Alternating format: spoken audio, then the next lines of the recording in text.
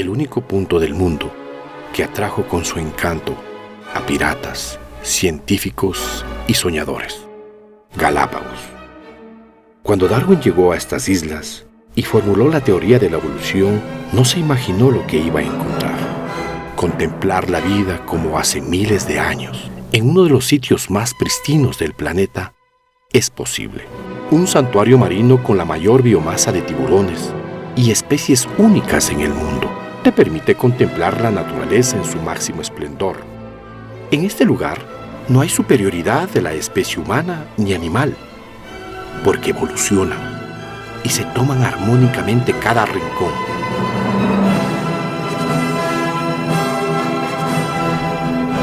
En la mitad del mundo, el Océano Pacífico se ilumina con la existencia.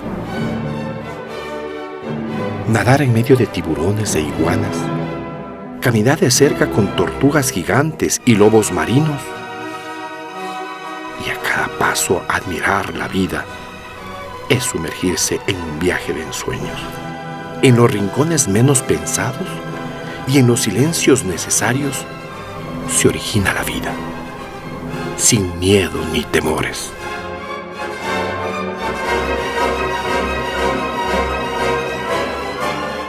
En Galápagos, la vida surge en cualquier lugar.